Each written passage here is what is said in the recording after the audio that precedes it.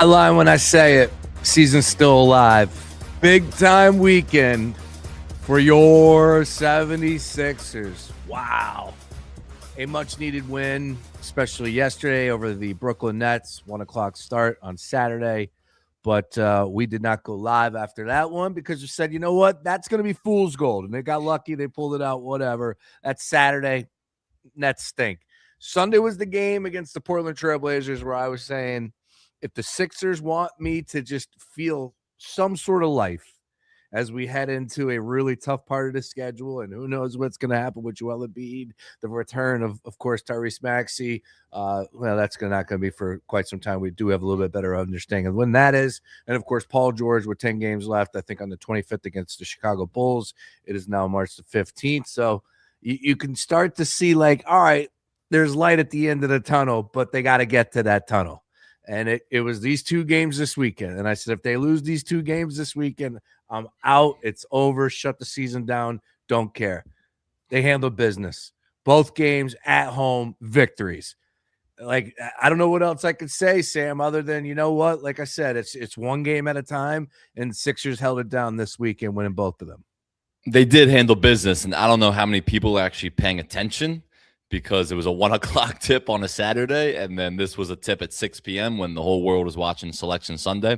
So I don't know if it really helped for the morale of the Sixers fan base, which was absolutely in the dumps. But it does help for the standings, which is what matters now. And now the Sixers have slipped back into 8th place, which is important because when you're talking about a team that's going to be in the play-in, being in that 7-8 matchup makes it a double elimination play-in tournament. If you're the 9 or 10th seed, then that's a single elimination. Whoever loses that game, their season is done. So now the fact that they're back in the 8th seed or in 8th place after going 2-0 this weekend, and they leaped the Hawks, who now they're half a game ahead of, that's pretty important. So, yeah, it wasn't great teams they played. Obviously, the Nets, they were winning big early, and then Nets kind of came back at the end. And today felt like a coast-to-coast, wire-to-wire victory. The Sixers just played really well, considering the lineup they had out there. But they needed these two wins badly, and they got them. Yep. And starts with Quentin Grimes. Shined a light on that, man, because yesterday he went for 28 total in the game against the Brooklyn Nets and then followed it up with a great performance this evening at 31 points. He was 11 of 22 from the field, 1 of 4 from downtown, perfect from the stripe, couple boards, couple steals, couple blocks, and really was the leader, and especially down the stretch, had himself a great fourth quarter. So Quentin Grimes, look, I know that we had the joke last year or we talked about a number of times where it was like, yeah, well, when he was playing against nobody, that's when he was able to do the best. Maybe that's a little bit of what took place this week. And as you said, the lack of competition wasn't all there. Portland's a better team. Portland has better names. Brooklyn, we know what their story is all about. But today was the game. Like I said, I wasn't going to get caught up in yesterday's game. It's a victory. They found a way to win a home game. But to match it with today's game over Portland, Quentin Grimes, monster performance. Last year's Quentin Grimes resurgence was like whatever because they were playing for a lottery position. They weren't playing for anything. The last few weeks, you were like, this is your time, Quentin Grimes. Number one, you're playing for a contract this summer, and you think you're worth way more than what the market and the league thinks you're worth. But also the Sixers, these games matter still. Like everybody's out. Everybody's injured for the Sixers. That doesn't mean these games don't matter, and these games do matter. And Quentin Grimes was attempting 12, 13 shots a game. You're probably the best, if not the second best shot creator on this team. You have to be more aggressive than shooting the ball 12, 13 times. And in the last 2 games, he shot the ball 22 times each, shot 15 free throws over the last 2 days. That is the aggression that we've been wanting to see from Quentin Grimes, and it finally showed up. Like, this is his time. There's not a lot of creation on this team. You're going to have the ball in your hands a ton. Your usage is going to be higher than it'll ever be when Maxey or Embiid or Paul George, even Kelly Oubre is on the floor. So this is your time to shine. It's time to prove your worth, especially for this coming summer, wherever you might sign. And he was great. He was a huge catalyst for this offense last 2 games and a huge relief for VJ Edgecombe too. Yeah, VJ went for 18, 12, and 3. And it's been one of these, obviously we talk about VJ in the manner of as a rookie, like he can only put so much on his shoulders.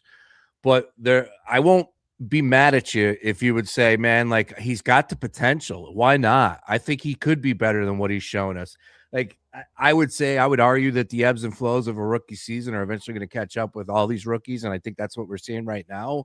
And I would think that there would be just a little bit too much pressure put on him to carry the load for this team.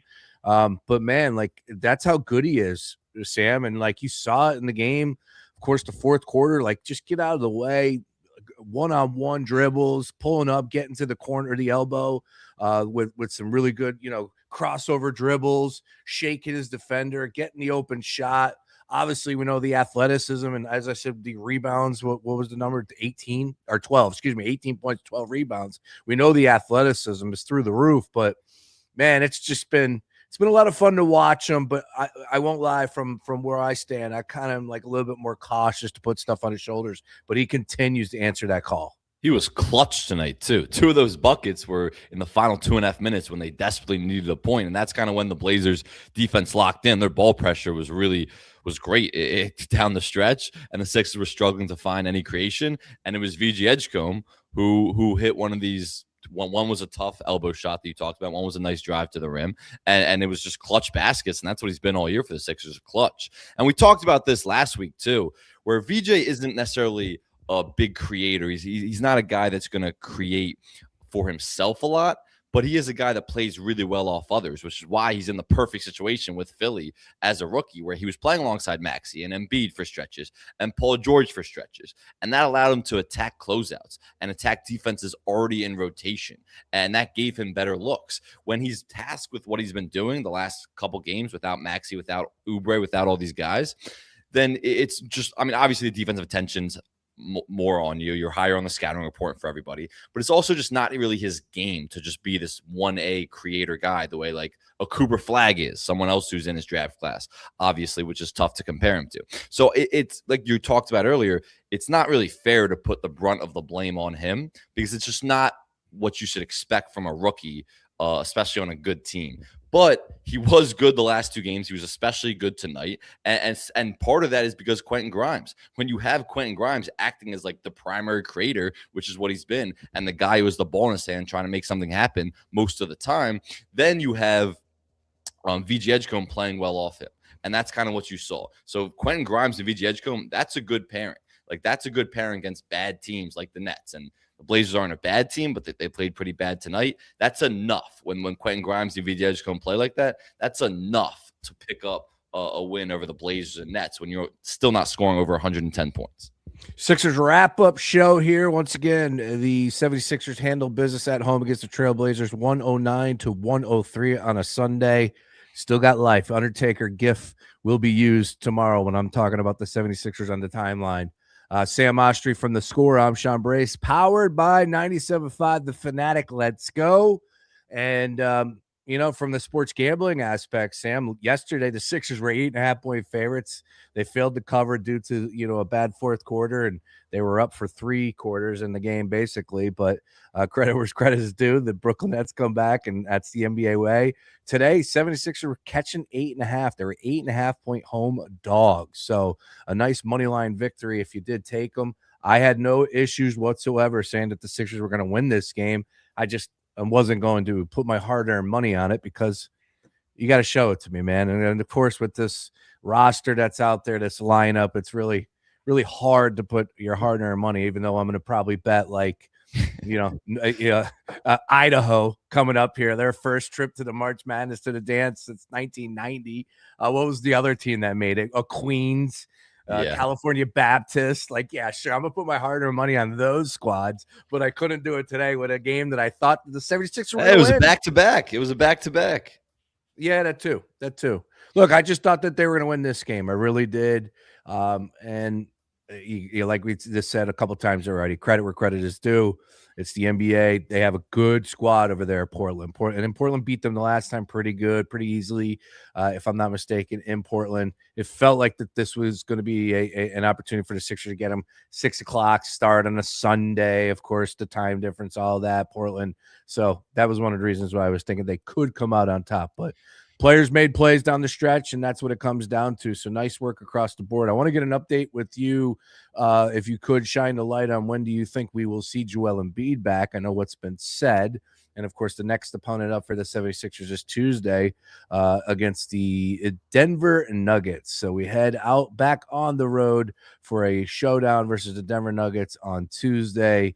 And this is a team that has owned the 76ers for the last four games head-to-head that the Denver Nuggets have beaten the 76ers. So maybe they can get Joel Embiid back, but I'm not holding my breath on that one.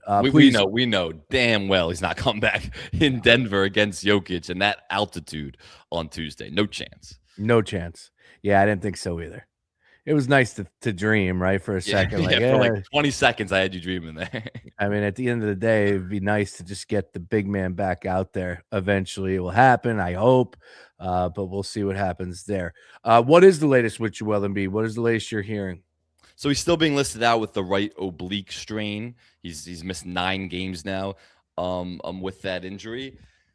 But the other thing is that people kind of forget is he suffered the oblique strain. That's what he's being listed as. But even before then, he was missing games with the right knee, the injury management, they were calling it. So that right knee was not where it should be. So he's really dealing with 2 things. And obviously, he keeps things very close to the chest, as does the Sixers organization. So it's really hard to know exactly which was bothering him more, which is keeping him out more. But it's technically being listed as the oblique strain. But that doesn't mean the knee is completely sorted out. So we don't know exactly. Look, we know he's not going to play in Denver on Tuesday, and they have a 3-game West Coast road trip coming up. They're at Denver, at Sacramento, at Utah Jazz. Do I think he'll travel on that road trip? Probably, but I don't really think he's going to come back in any of those 3 games. And 2 of those games are against 2 of the worst teams in the league, the Jazz and Kings, who are trying to tank. So even without Embiid, those theoretically should be winnable games if the Sixers show the effort that they did these last 2 games. And so I'm really of the mindset that if Embiid's going to come back, which I think we still expect him to at some point this year,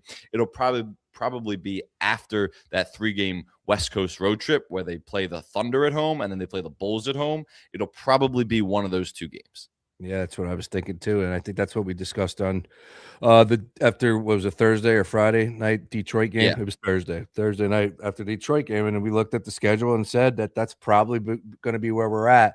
I have a huge. By the way, real quick, that Bulls game will also coincide with Paul George's return, correct? So there could be like a George and Embiid coming back together situation. Yeah, look, I have a big issue with that. You know, I yelled about it on air with John Marks, and I yelled about it with us in the post-game show. It's like, dude, just get back out there. I don't know. Like, I hate to say it, but like, really, the oblique is keeping you out like this now. And I'm with you. He had the knee, the short shin, had the knee, understood. But dude, this team needs you. I mean, this team needs you bad. You're an 8.5-point underdog to the Portland Trailblazers on a Sunday home game. Like this team's got to have you back, or else they're really not playing for anything. And even if he does come back, who knows? But they would have much better chance with him out there. We'll see. I don't know. I have to think about what's next now, because people were asking. We talked about it on Thursday. I know the percentages as far as the tanking is concerned, or not even tanking. It's just not even about that. For me, it's about just shutting people down and saying, you know what, shut people down if it's such a small chance of you even keeping that draft pick. I disagree, because it's not about the draft pick. It's about keeping guys healthy for next year, so you can hope to trade them. But if Daryl Morey and Nick Nurse aren't going to be here, then what are we talking about? Yeah, number one, that can't be consideration for them. Those guys are trying to keep their jobs. And number two, yeah, I mean, if Embiid suffers a catastrophic injury that would be like, okay, this is really the end of his career, then he would be completely untradeable. He's already going to be really difficult to trade this offseason as they try to explore that. But if he suffers a little injury, would it really change his trade market that much? Would it change Paul George's trade market that much? I don't really think so. I don't think you can have that mindset of shutting these guys down with the plan of keeping them healthy, not for next season, for your own team, for a potential trade. It's bad business, and it wouldn't make sense, especially as you're competing for a playoff spot when you had such a disastrous season last year. Getting into the playoffs for this team, it would mean something, and it's sad that that's where we're at. Like, can this team even get into the playoffs? But it would mean something after how last year went. That's fair. I won't argue. You're right about that. I would just say if Nick Nurse and Daryl Morey had an ounce of job security, I would argue a little bit more on that. That's true. Because they don't, you don't have any option. You got to play everybody. Yeah, look, I was never really, enamored with the conversation to start with, but I will just say, like, that's the fact of life. Like, could you get the ping pongs to fall in your favor, and whether or not it's a 2% or a 4% chance we talked about with the San Antonio or the Dallas Mavericks last year, and what their chances were for getting Cooper Flag. We'll see. Again, it's an interesting discussion. Everyone can have their takes. I Well, the tend other to lean thing too towards is when you really look at what everyone's out with, like Paul George's been out with suspension, so he's coming back. Maxey's out with a pinky injury, which is an unfortunate freak injury, but that's not something you shut someone down for. He'll be back towards the end of the year. The Embiid thing is the really certain injury. If it's the knee thing that's still bothering him, then it'll always be something with his knee. That's just where he's at. It's where he's been at for the last 3 seasons with one knee or the other. If it's the oblique thing, that's not something you really. I don't think you have a long-term care for. That just needs to heal in the immediate so he can return. But these aren't things where it's like, let's shut down their season because of their particular injuries or absences that they're dealing with. No, you're right. You're right. And I think when it comes down to where we're at, there's still a lot of basketball to be played here.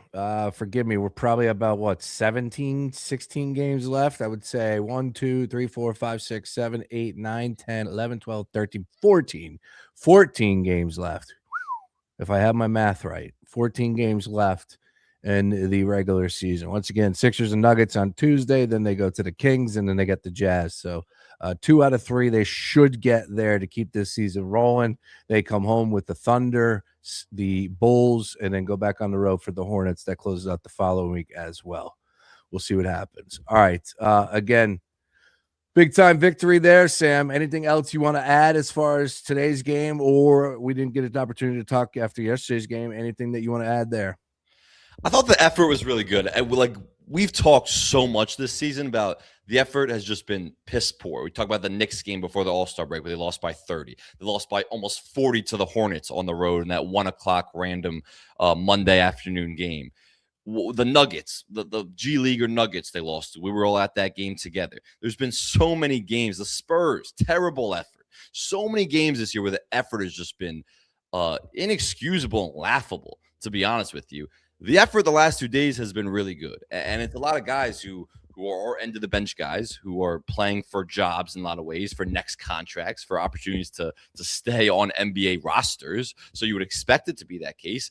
But when the Sixers are playing teams that they played the last 2 days, half of it is effort, and it's their defense that's carried them. It's not going to be their offense. They shot 28% from 3 tonight. That's really bad. They don't have enough creators to create good looks from 3, and they also don't have enough three-point shooters to shoot well from 3. So that's just a bad combination where you're not going to consistently get good shooting opportunities and make a lot of threes. So what do you have to do? You have to play great defense, and the Sixers did that. You can limit your turnovers, which they didn't have a lot of turnovers tonight, and you can play great defense and get back in transition and not give up easy fast break points. And that's what they did. The effort was really good the last 2 days. And even if the offense isn't there, you want the defense to be consistent. And that's what it's been. And so that's going to win them games against teams like the Nets. And you just read out their schedule. I mean, in this West Coast road trip coming up, they have the Kings, they have the Jazz. Later in the season, they close the last 2 games of the season, which are going to be huge games for what seed they are in the play-in. They have the Pacers and they have the Bucks. They also have the Washington Wizards in there at some point. And the Chicago Bulls. They have 6 of their last, I believe you said there was 14 games left. 6 of the last 14 games are against terrible teams trying to lose for lottery position. Those have to be wins. And that's going to come down to defense and effort more than it is anything about offense, creation, shooting, any of that. And if their effort is what it was the last 2 days, then they're going to be in a good spot. Yeah, they're going to need a little bit more than effort on Tuesday against the Denver Nuggets. Drop that one in as an L. Yeah, we'll go ahead and put that in there. What's the number? What are you willing to lay from Denver's perspective? 14.5 could be. 13 and a half, yeah. I mean, if there were 8.5 home dogs to Portland, good grief. Can you imagine? All right, give me some rapid fire on the way out here. I'm done. I'm done with you, Sam. San Antonio Spurs are winning it all this year. No, and that's just a crazy ticket. You might as well Venmo me them. And you're out of your mind. Did you take the Wemby one too? That one's even worse. Did you take the Wemby? I did not. No, I did not. Okay, but there needs to be an argument for him. You don't win MVP playing less than 30 minutes per game. Dude, he As is great, so important to that team. He it. is the team. He is the team. Well, that's not fair to everybody else. They have Dylan Harper and Stephon Castle, who's been incredible. De'Aaron He Fox does has become everything. underrated. He's great, and he impacts the game like nobody we've seen, especially defensively when he plays. But the guy plays under 30 minutes a game. Like everybody on that team deserves as much credit for both ends of the floor. God bless you over there. In terms of them winning the championship, it's not happening because throughout NBA history, you have to have some type of playoff experience from the bulk of your roster, your actual core.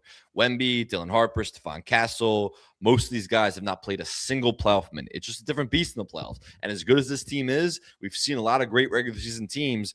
They're just too young sometimes. Even the Thunder 2 years ago, when they went from not making the playoffs to the number 1 overall seed. They won one playoff series, and they lost to the Wolves in the second round. Why? They didn't have enough playoff experience. When those games get into crunch time and the heightened coverages and the defensive game plans, it's just on a different level. And the Spurs haven't experienced that.